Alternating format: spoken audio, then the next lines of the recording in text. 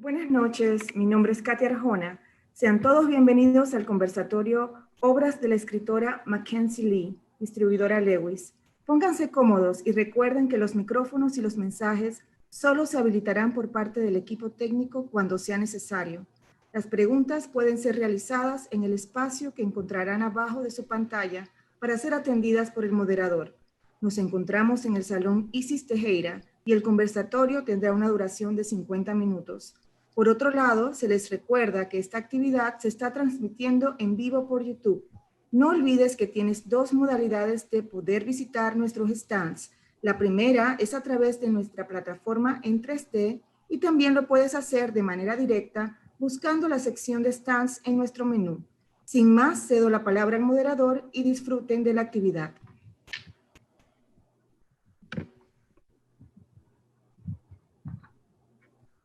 Okay. Ya, Karen, yo creo que ya. Ok, voy a empezar por. Hola lectores, hoy vamos a tener una entrevista muy bonita con Mackenzie Lee, que es una autora que es muy querida aquí en Panamá, especialmente por el libro La Guía del Caballero para el Vicio y la Virtud. Entonces, sin más medida, me presento. Yo soy Karen y estoy en compañía de Keisha. Saluda, Keisha. Hola, ¿cómo están todos? Y bueno, empecemos. Hi, Mackenzie. Welcome to Panama virtually. Hi, I'm sorry I don't speak Spanish. Don't worry. That's okay. I was Yeah. How are you doing? I'm doing really good, all things considered. I feel like I have to put a caveat on saying I'm good. It's like, I'm good, considering it feels like the world is burning around us. But yeah, everything's fine. Okay. Well, my name is Karen. Everybody calls me Karen 1 because we are two Karens in our book club. Yeah. And you already met Keisha. Yeah. Yeah, we met through emails and yeah, so we go way back. Yeah. Well, let's start. We don't have that much time. So the first question is, who is Mackenzie Lee? So introduce yourself to Panama. Who is Mackenzie Lee is a question I ask myself all the time. So I'm a writer of primarily historical fiction and nonfiction. I write about specifically minority voices in the past. So The Gentleman's Guide to Vice and Virtue, which is the book we're talking about, is about a young bisexual lord in the 1700s taking his grand tour of Europe. I've also written a book called, I think it's available in Spanish. It's only sold in certain, I shouldn't be promoting books you can't get. But I also wrote a nonfiction book called Bygone Badass Broads, which is true stories, true essays about women in history. So I'm a writer. I'm really interested in history. I'm very interested in sort of the voices that history has forgotten. Okay, yeah, I think that's amazing because we need more voices, like the voices from the minority, to be heard. Okay, Mackenzie Lee es una escritora de contenido histórico o de novela histórica, parte juvenil. También ha escrito no ficción. Y siempre trata de darle voces a aquellas minorías, como lo hace en la Guía de la Virtud, en donde habla sobre el protagonista que es bisexual, que hace un tour alrededor de toda Europa. Okay. La siguiente pregunta es, ¿cuándo te diste cuenta que querías ser escritora? Mackenzie, when did you realize that you want to become a writer? I never realized. I just kind of fell into it. When I was a kid, I really liked to read, but I wasn't a very good reader. I had a really hard time focusing and a hard time concentrating. And so lots of the stories I was very interested in, which were generally historical narratives, I felt like I couldn't get into and I couldn't read. And And so my gateway into writing was through fan fiction. And I wrote a lot of Star Wars fan fiction when I was in high school without ever thinking that writing could be a career, or fiction writing could be a career. And then when I was in college, I was studying history and I was going to be an academic, and had the same issues I had had as a kid, which is that I found historical texts really, really difficult to read and difficult to study. And then eventually had a professor tell me that my papers read too much like novels and I should try writing historical fiction instead. And so it wasn't ever a moment of realization. It was a lot of things that all kind of added up without me realizing it. Nos dice Mackenzie que no es que ella supo un momento que ella quería ser escritora, sino simplemente no era tan hábil a leer, pero sí le gustaba escribir. Escribía más que todo eran fanfictions, pero escribía de Star Wars. Entonces en la escuela escribir essays, entonces le dijeron que podía escribir novelas históricas, y entonces desde ahí comenzó. This is a great way for me to learn Spanish, is then have you say exactly what I just said back to me. I mean, it's a very condensed. I know, you're doing much better. Condensed. It's great. I tend to go on for too long, and you just like get it right to the point. I love it. You need to come with me everywhere.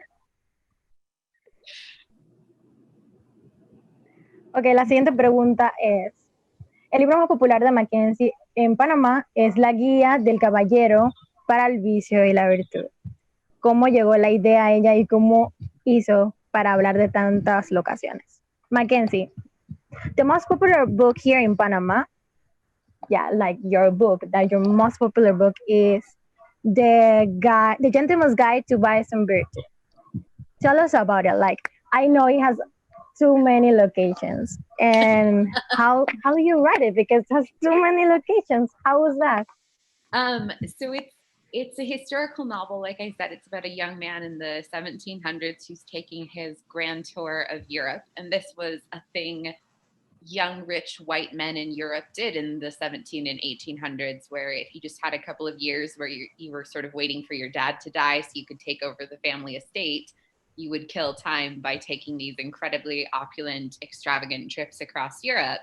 And so initially the idea for the book was I found out about this idea of a grand tour, and I had just come back from traveling in Europe myself. And so I was really interested in Europe and writing about these different places I'd been. So I sort of formed the novel around the concept of travel and around the concept of a grand tour. And so the lots of locations was sort of there from the beginning, integral to the plot. Echa, ¿escuchaste algo? Y, o sea, yo no escuché la respuesta. Yo creo que esto tengo que pasar. No escuché, lo siento. Es que está lloviendo. Bueno, acá. ella estaba hablando sobre que el libro trata de lo que hacían los jóvenes blancos ricos de la época antes de heredar el título noble. Se iban de gran tour por Europa para después entonces como tomar el espacio de sus padres.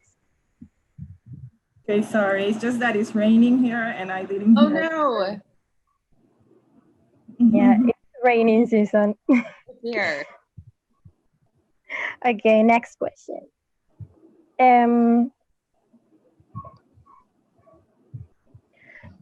Yo quisiera saber cuál es el personaje favorito de Mackenzie de sus libros. So, Mackenzie, which one is your favorite character from your books?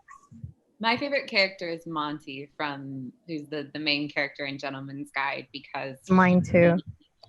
Good choice. I love them all, but Monty was fun to write because he's very audacious and he's very doesn't really have a filter, and so it was fun to write a character that has that much what's the word for it, that just like says what he wants and is kind of snarky and funny, but also I really enjoyed getting to write a character that also, this sounds terrible, writing a character that has a lot of damage and a lot of trauma that he's sort of unpacking over the course of the book. It was a really unique challenge, and he will always have a special place in my heart. Okay, el character favorito de Mackenzie es Monty.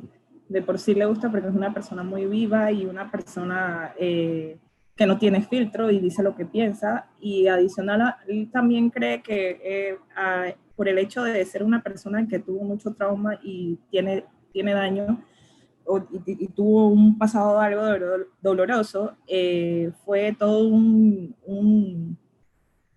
fue un challenge escribirlo, pero aún así le gustó mucho escribir el personaje. La siguiente pregunta es, ¿a qué le atribuye ella, qué libro le atribuye ella que la comenzó como lectora? So Mackenzie, we are a book club, so we are really interested in what you read. So which book do you attribute that makes you like a reader, that you know that this book changed my life? Oh boy. So like I said, I wasn't a great reader when I was a kid, and I read books, but I read really easy books, and and then I sort of got to middle school and just stopped reading because I wasn't enjoying what I was being told I should be reading. Because young adult wasn't really a thing. I think I would have done better if young adult had been more available when I was that age. But so the book series that really made me a reader is actually a Star Wars book series called the Jedi Apprentice series. And I loved those books, and my dad would read them out loud to me at night, sort of long after I was of an age where parents usually read to their children at night. And that's that. I mean, I have a great memory associated with it of reading with my dad, but also those books, there are like 50 of them, and I read them all and I loved them. And I just remember being obsessed with that series in a way that I think kind of carried me through childhood, but also through fandom, and then also wanting to like recreate that experience for my readers. I hope someday people are as obsessed with my books as I was with Jedi Apprentice. Okay. Nos dice Mackenzie que de por sí no es que ella tuvo un libro que leyó en lo que era su parte de la infancia, y cuando estuvo en secundaria no era que habían tantos libros young adult para poder leer, pero los libros que ella sí puede decir que las comenzaron fueron las series de Star Wars de Jedi Apprentice. Ella lo recuerda mucho por el hecho de que su papá se los leía cuando estaba chica, y eran casi 50 libros, y entonces le gustaron tanto que se puede decir que hasta se obsesionó con la lectura de los libros, y dice que le gustaría que en algún momento la gente también se obsesione con la manera que ella escribe, que se obsesione con sus libros, así mismo como ella se obsesionó con los libros de Star Wars. Yeah, and Mackenzie, what you said just remember me this conversation that we had in our club about how movies can make people to read. How movies can make readers. And I think it's important because you can watch a movie and then you can read a book and you think like, this is a big word and we need more. And books are like that more, I think.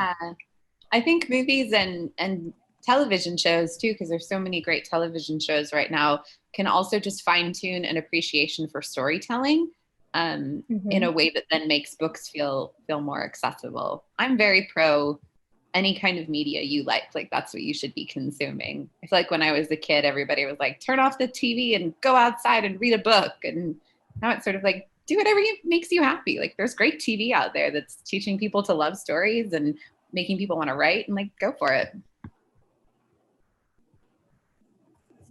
Ella dice que no necesariamente tienes que mucha gente a veces suele decirte de que no es que deja de ver la televisión o sale afuera y ve un libro, y a veces la televisión también tiene muy buenas maneras de decir historia, así que si eso es lo que te gusta, entonces hazlo.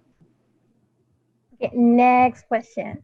La siguiente pregunta es, si pudiera hablar ella con algún personaje de la historia, ya que ella está muy interesada en la historia, si pudiera hablar con un personaje de la historia global, ¿con quién sería y por qué?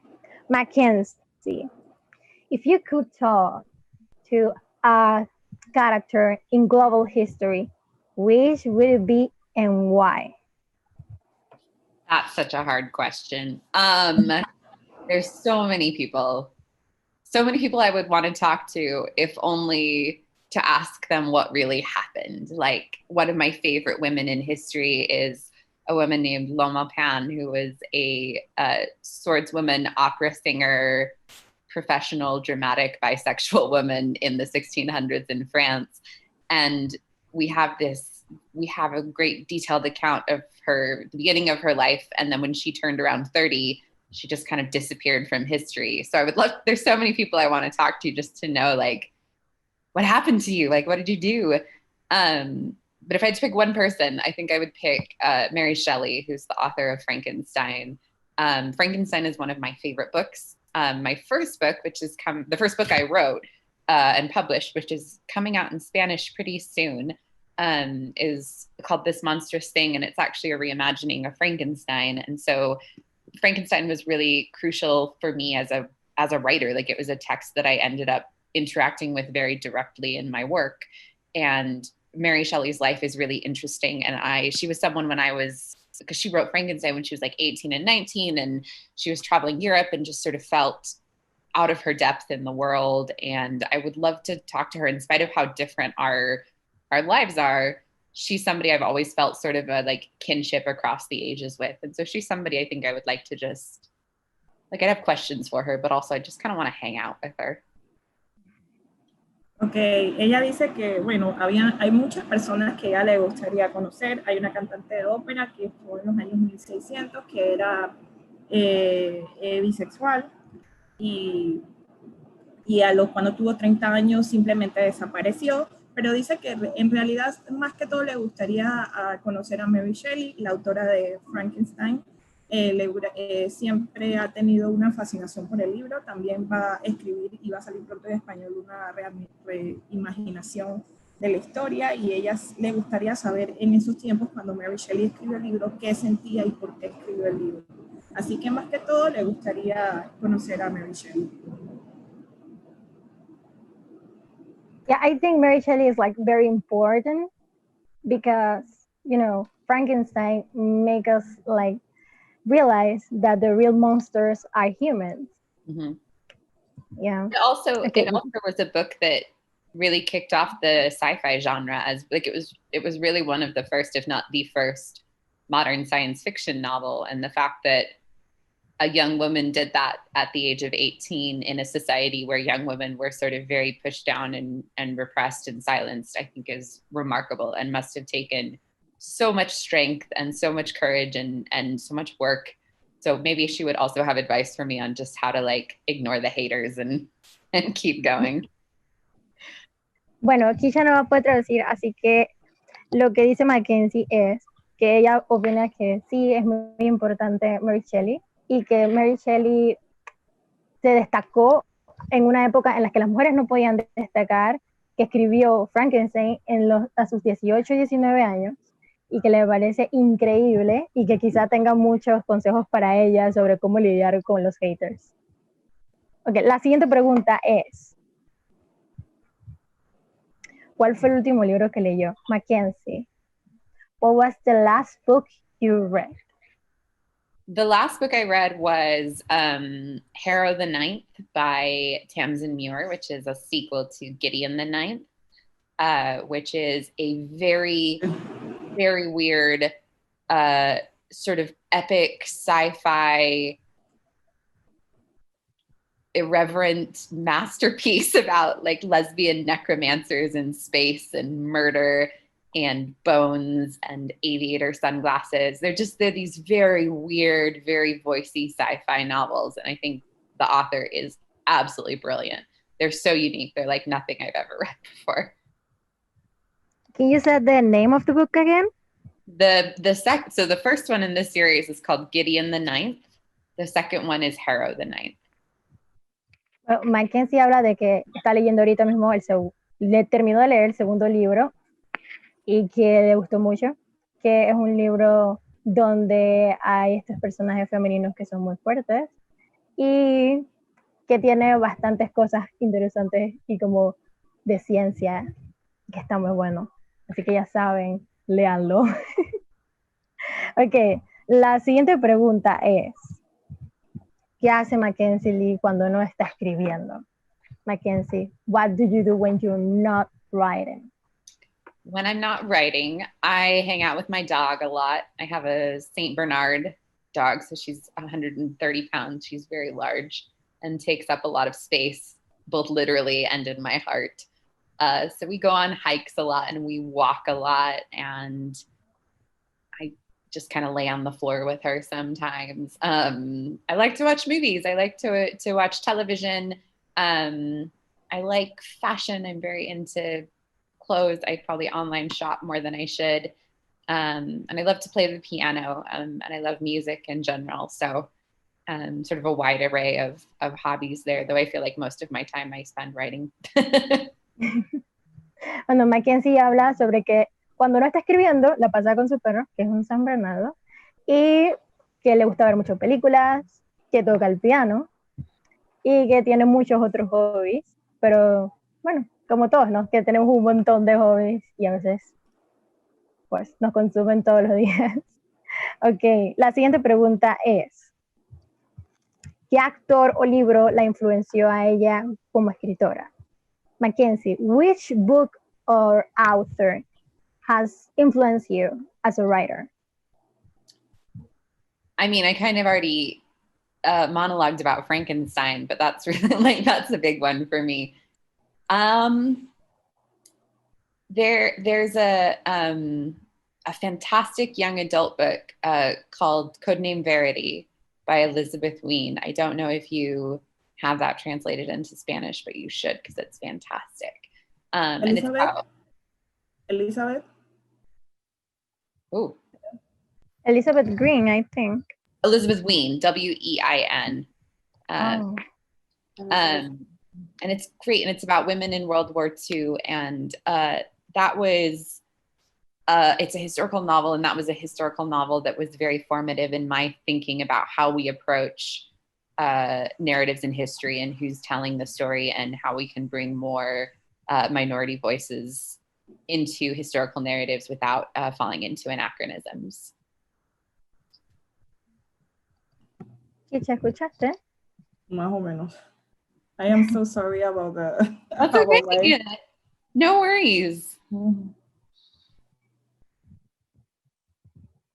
¿Quieres que lo traduzca yo? Sí, por favor. Ya después de esta ya te puedo apoyar bien. Dale.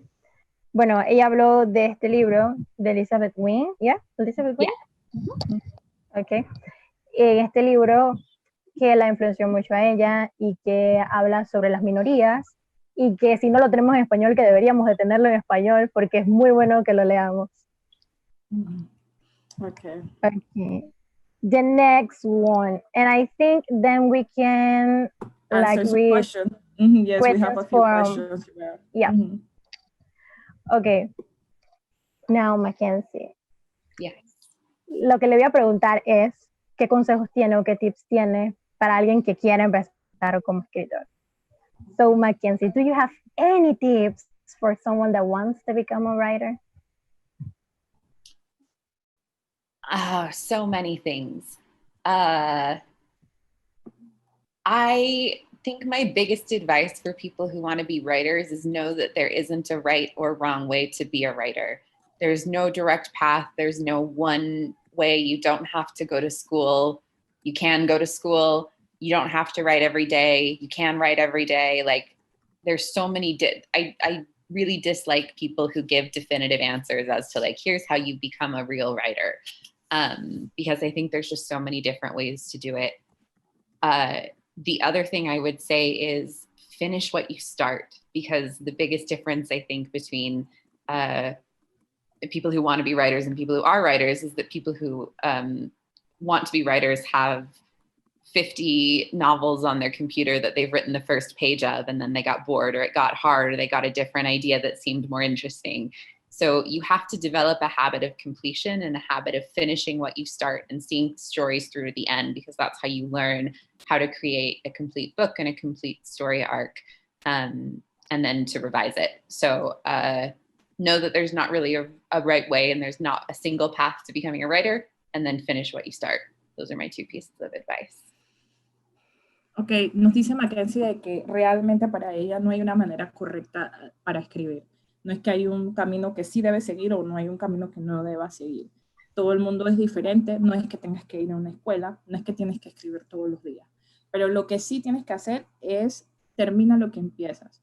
Uno puede, hay muchos escritores que tienen 50 historias en su computadora, pero no tienen ninguna terminada porque de pronto piensan de que hay otra cosa que les gustó o quieren escribir o simplemente tienen otra idea, entonces no terminan la historia. Entonces lo que ellas recomiendan es de que tengas ese deseo y que completes lo que comienzas. Así que ella diría que esas son sus dos consejos mayores. Okay, Mackenzie, there you have now like a few questions, so Okay. we can start. What will you recommend? What will be the recommended age children to read your books? Or what age do you think? Mm-hmm. I think it's a hard question because that always depends so much on the kid and the emotional maturity of a kid. Because like some kids are ready to read a book at 8 that other kids won't be ready to read until they're 14 or 15. But the great thing about kids is they kind of self-censor. So if I know as a kid, like if I was reading that was something that was too complicated for me or too advanced or had too much content, I would just put it down and walk away from it. I would say probably like 13 and up. 13 or 14 and up would be okay. Recommended age. Ella nos dice que la edad ideal sería de 13 a 14 años para comenzar, pero también dice de que eso depende del niño. Hay un niño que puede comenzar a los 8, hay un niño que puede comenzar a los 12, y las cuestiones de los niños es de que si hay algo que comienzan a leer y está demasiado complicado, simplemente lo van a dejar. Pero para la novela de ella recomienda a partir de los 13 años. Okay, another question. I just finished The Gentleman's Guide to Vice and Virtue, and I love it. Your description of the places they visit were so vivid and beautiful. How did you describe a place from a different time that you never visit? That's really sweet. Thank you. I'm really lucky that all the places they visit in the book I've actually been to. And before I wrote this book, I had traveled Europe for about a year. And so I got to visit all of these cities, and my love for these places was very much part of what inspired the book. So I was really lucky that I actually got to go to these places and experience them. And whenever you can travel, both for writing and just in life, because especially as a writer, traveling gives you such a sensory experience that you don't get from reading books. In terms of the historical element of it, I read a lot of travel journals from people at the time period who were traveling at the time period, and other like young men who were on their tours in the 1700s. There's been lots of journals published, and you can read a lot of primary sources from the time where they talk about things that me as a modern tourist wouldn't have experienced in the same way. Or I remember reading one journal where the guy kept talking about how like the food in Paris was terrible and the mattresses weren't as good as they are in England or something. And it's like those little details that are really helpful to have primary sources. And then I'd spend a lot of time researching, like, when was this bridge built? When was this building built? What kind of, like, it's just, you also have to end up researching a lot of very small, tedious details. Mm-hmm. Okay, dice que más que todo, concluyendo y resumiendo, más que todo investigación. Lo que hizo, una de las claves, o más que todo, es que leyó journals de gente en ese tiempo que escribía sobre los viajes que hacía para poder saber aquellos pequeños detalles y de esa manera poder transportarlo a su novela.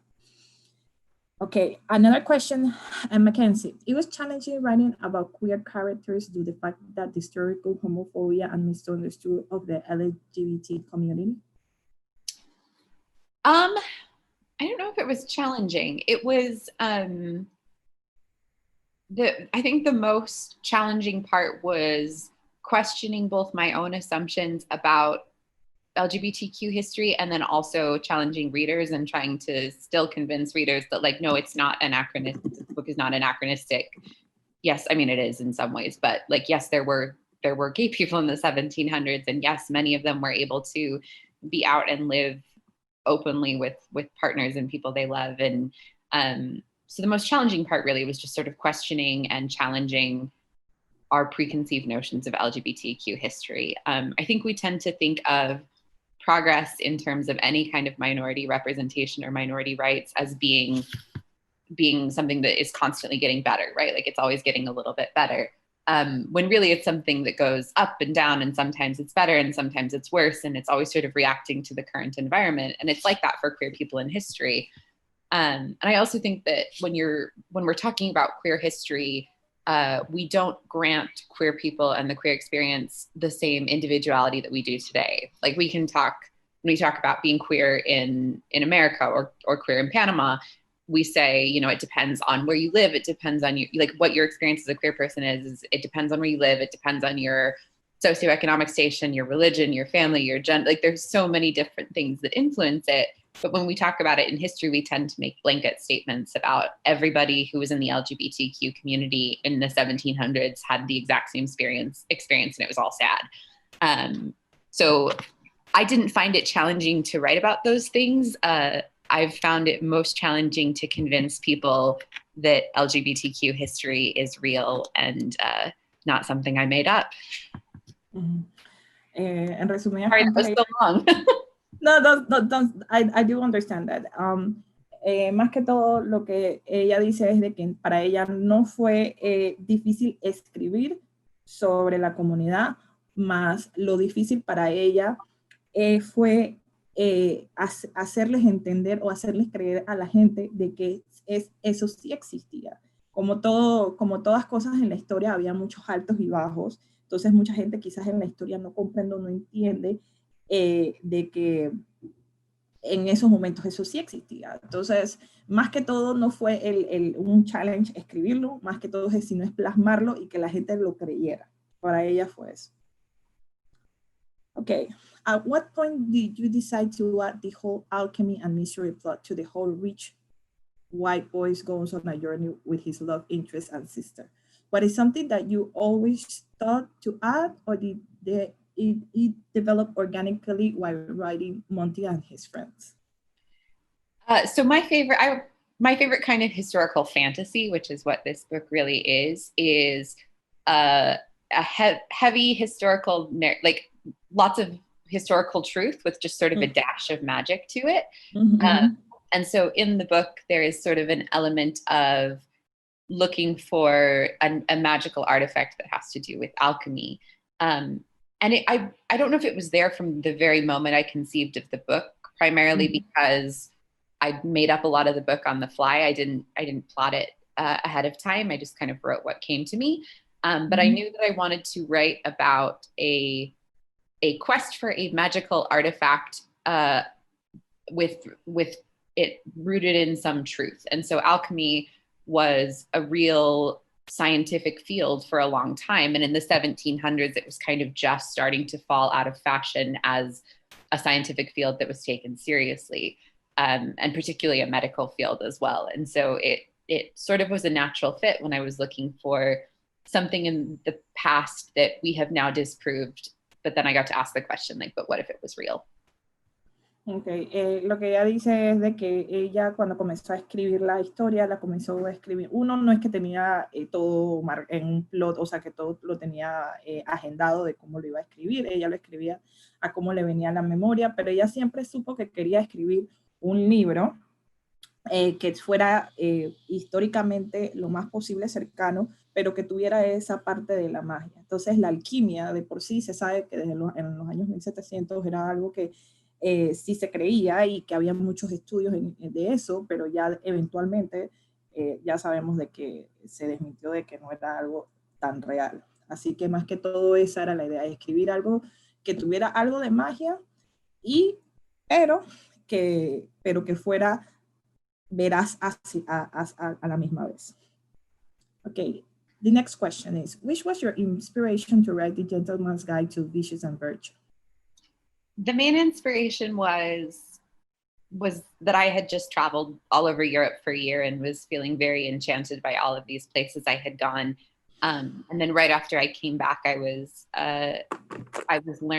learned about the concept of the Grand Tour, and I was just starting to get into fiction writing at the time and thought, wow, this would be a great setting for an adventure novel, like to go from city to city in historical Europe. And then I didn't write it for several years after that. And over the course of that several years, I personally became more aware of LGBTQ history and studied that more, and realized that I also wanted to write about that and wanted to do my part in diversifying historical narratives. And so the two things sort of combined in my brain. Okay.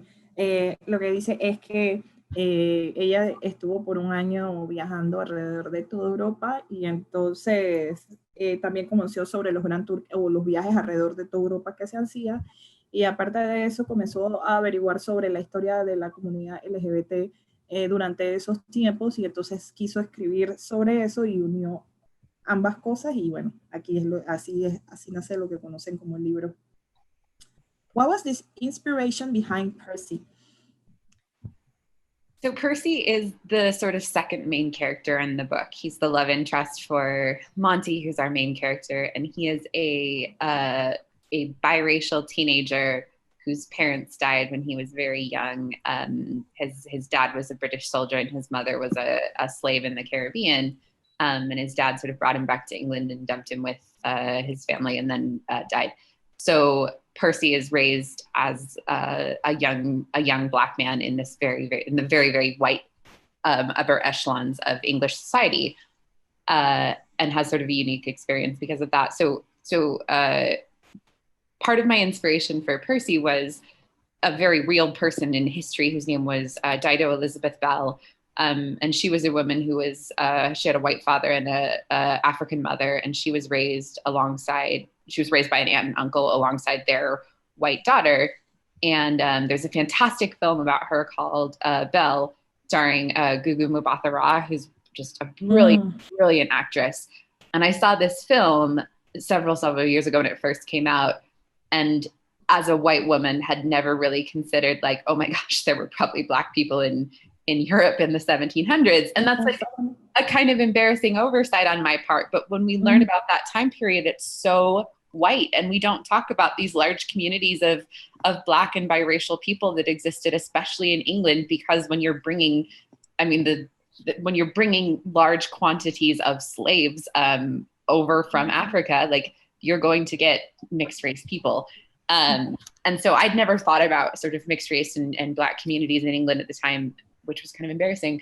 So I went and did more research on it, and then knew that was something I wanted to represent in my book. Yeah, I remember, I think I saw that movie, and one of the vivid memory I have about the movie is when they tortured her, when they whipped her. Is that the same movie, right?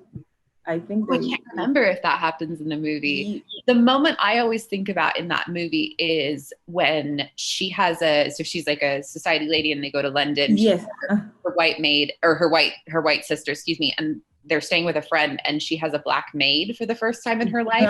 Yes, and she's trying to comb her hair, and the Black maid is like, no, that's not, can I help you with your hair? And it's like the first time anyone's ever taught her as a Black woman to like take care of her hair. And I was like, oh God, like, this is so, like, I was just so embarrassed that I was like, these things had never occurred to me. And that's part of what I put into the book and put into Monty's experience of loving Percy and knowing Percy and feeling like he has this, not feeling like he has this best friend who has this entire piece of his life that Monty does not understand and can't understand. And he has to kind of come to terms with, like, how do I be an empathetic ally to you? Yeah. Okay, nos dice Mackenzie que se inspiró sobre una mujer que sí existió en la historia. Les debo el nombre porque no lo escuché bien, pero sí era hija de un soldado blanco y una mamá negra. Entonces, en esos tiempos existía mucha gente, existía la gente negra, también existía la gente que era biracial, o lo que se conoce como la gente que es mulata, que es una combinación de una persona blanca con una persona negra. Y entonces dice que eso fue algo que le impactó más cuando vio la película, y entonces ella quiso escribir sobre eso. Okay, the last question I have here is, what is your main inspiration when writing? When writing in general? Yeah, in writing in general. No, I like to travel. I do start a lot of my books with a setting, especially in this series. The Montague sibling series is now going to be 3.5 books long. 3 books of novella. And those all kind of were built around places that I wanted to write about. I love going to the theater and the ballet, and I love watching movies and sort of being inspired by watching other creators execute story structure or character arcs or things like that. And I often see things done really, really brilliantly and then say like, okay, how can I apply that to my work? Or like, oh my gosh, I want to write a relationship like that. And so I always find like other creators' works very inspiring. But like my biggest source of inspiration is history. Like history is so weird. There are so many weird stories that nobody ever told us. And I love finding those stories and I love telling those stories. And whether they're sort of real stories that end up in my books, like my nonfiction books, or whether they're sort of imagined versions of the past, I love reading history and finding the like weird little tidbits that nobody told you about. Ok, más que todo, uno dice que le encanta ver la creación de otras personas cuando crean algo con pasión. Ella agarra ya sea ir a una obra de teatro, ir a un concierto de ballet. O sea, esas son las clases de cosas de cómo ella agarra esa narrativa de alguien que hace algo hermoso, cómo ella poder pasarlo a su trabajo. Y lo otro es la historia. Simplemente hay muchas cosas que ella sabe que, o muchos de nosotros sabemos de que mucha gente, o sea, esas historias que no cuentan, esas cosas que han pasado que mucha gente no sabe, esa es donde ella más agarra su inspiración. Okay, and I do have a last question and we just have 9 minutes left. Okay. Is there coming another book in this world? Yes. So the first one is Gentleman's Guide to Vice and Virtue. There's a sequel that's already out, and that's already out in Spanish, called The Lady's Guide to Petticoats and Piracy, which is narrated by Monty's sister Felicity, who is a slightly minor, she's not a minor character, but she's a smaller character in the first book. And thank you. It's about her life after the book as she wants to become a doctor in 18th century Europe, and then has to team up with these other 2 women from very different places on the continent than her to do science and piracy together. Then there's a novella that I believe in Spanish is published with Lady's Guide. That it's like a flip edition. So you like read Lady's Guide and then you flip it over and there's like a novella the other way, called The Gentleman's Guide to Getting Lucky, which is just a little like fluffy story about Monty and Percy and Santorini right after the first book finishes. And then there's a third one that's coming out next year, and it's going to be translated into Spanish. I don't know what the Spanish release date is, but it will be translated into Spanish. And it's called The Nobleman's Guide to Shipwrecks and Scandal. And it's about Monty. And so in the first book, it's sort of very passingly mentioned that part of the reason Monty has to get his act together is because he has a little brother now, and his mom's just had a baby. And so he sort of has a challenger to his title of heir to the estate, whereas before he was going to inherit the estate so he could kind of do whatever shenanigans he wanted. And so the third book in this series is narrated by this little brother who's now all grown up, he's 18, and is looking for his lost siblings in the wake of his mother's death, and also trying to put together a mystery about a family curse. So yeah, there is going to be a third one. It'll probably come out next year sometime. Okay. I'm really curious about that third one because, you know. O sea, en pocas palabras. So I haven't talked about it a lot because I haven't been doing events for a while because of quarantine. So I was like, I don't know. I forgot how to talk about books that nobody's read yet. I don't know what I can say. Okay. Lo que sí quiere decir es de que en pocas palabras sí, chicos, sí va a haber un tercer libro en este mundo que va a ser del hermanito chiquito de Monty y de Felicity. Así que ya cuando tiene 18 años, así que y si lo van a traducir para el otro año, así que pueden esperarlo. So, Mackenzie, do you want to say something to Panama before we say goodbye? Yes. I'm so happy I got to talk to you guys, even though I couldn't physically be there with you. I'm so glad that we have this technology that makes it possible to talk to readers on the other side of the world. It's so cool. And in general, like my Latin American readers are amazing. You guys have been so fantastic. I've got to go to a couple of countries in Latin America, and every time it's just been incredible. And I'm sure were I with you in Panama, you would be even more incredible. Thank you. Really, my Spanish language readers of these books have been so supportive and so lovely, and it's always so lovely to hear from them, and even lovelier to get to talk to you guys. So I just want to say thank you for supporting the Montague siblings and for showing up for me and my books. Thank you, because you have time for us today. Of course, anytime. So you know that if next year things are better, Panama is an option and you can come. Yeah. I'm on. We are little, but we are bigger in heart. Yes. I have no doubt. I've been to Panama one time for 2 hours when I had an airport layover. It seemed wonderful. I'd love to see more of it.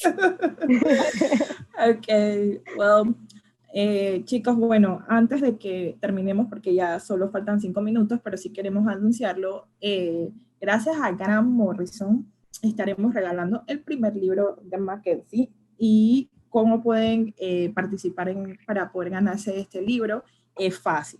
Tienen que ir al profile de grupo de lectores, hay un link tree, ahí se meten ahí y buscan el concurso de la hora. En el concurso de la hora hay una forma en donde la van a llenar, van a poner sus datos y van a poner la clave secreta del conversatorio, que es vicios. Entonces, recuerden la palabra vicios. Vicios, entonces solo lo vamos a dejar abiertos los próximos 20 minutos después que se acaba el conversatorio, así que pueden ganarse el libro. Acuérdense de seguir las redes de Grant Morrison, vayan a la página, vayan a las redes sociales, están vendiendo libros súper buenos y con muy buenos descuentos, así que por favor no duden de pasar por allá para poder hacer sus compras de la feria de libros. So we still have 4 minutes. 4 minutes. Another, yeah. I don't know if people, no sé si alguien tenga alguna otra pregunta que le quiera hacer a Mackenzie. Todavía tenemos 4 minutos, chicos.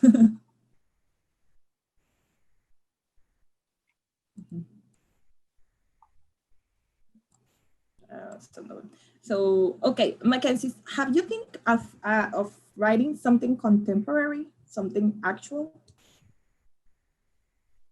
Maybe someday. Not right now. You still have a... I know, I've still got history I want to talk about. My next book that's coming out in English is actually with Marvel Comics. Marvel Universe. I heard about it. Yeah, so I did a book about Loki that came out last year, and then I'm doing another one next year that I can't tell you who the characters are yet. But it's complete sci-fi. I've never done like a total sci-fi book before, because Loki's kind of set in Asgard and then it's set in Victorian London. He's kind of like solving Jack the Ripper crimes in London. So I felt more comfortable there. And this one is sci-fi, and it was so totally out of my element. It was weird to write a book where I didn't have to like stop every 5 minutes to research like the first usage of a word, or like how did they make tea in the 1700s. So it was kind of fun to just like make things up and not be subject to historical accuracy. Okay. Well, they were asking, what do you want to write about Loki? I just think you just answered it. Oh, did they came with the project and say, do you want to write about Loki? Yeah, Marvel came to me and asked if I wanted to do a series of 3 books about anti-heroes in the Marvel universe, of characters that are sort of more morally gray and you're not sure if they're good guys or bad guys. And so the first one they wanted me to do was Loki, which is Loki's such a cool character, and he's so cool in every Marvel iteration. And he's so beloved. He's one of the most beloved characters. Here in Panama, I think he's the favorite character from Marvel. He's also the favorite here in the United States, I think, and it made it really intimidating to write it. I got so nervous writing that book. I was so excited at first, and then I was like, oh my gosh, everybody loves Loki, and everyone has such specific ideas about who he is, what his teenagerhood would be like. So yes, well, we have to say goodbye. It was really nice meeting you. You have been so sweet. Thank you so much for having me and for being great moderators. Yeah, I'm sorry. I hope you come next year. Yeah, we'll talk together next year. It'll be great. Yeah. Ok, so, muchas gracias chicos. Acuérdense que tienen que ir al profile de Grupo de Lectores. Ahí está el Linktree, concurso de la hora, poner sus datos, las palabras vicio y sigan a Gran Morrison en sus redes sociales y compren, chicos. Aprovechense el 20% de descuento que tienen sobre sus compras. So, thank you and we will see you. Bye. Muchas gracias. Bye, Mackenzie. Bye. Bye. De esta forma concluimos el conversatorio Obras de la escritora Mackenzie Lee. Gracias a la escritora Mackenzie Lee y a los panelistas por tan excelente presentación. Les recordamos que en el día de mañana continúan las actividades literarias en nuestro programa cultural. No olviden ingresar a nuestra página web www.filpanama.org para que puedas descargar el programa y disfrutar de otros eventos que la Feria Internacional del Libro tiene para ustedes. Igualmente les recordamos a todos nuestros visitantes que pueden adquirir sus obras en los stands que participan en la Feria Internacional del Libro 2020. ¡Feliz noche!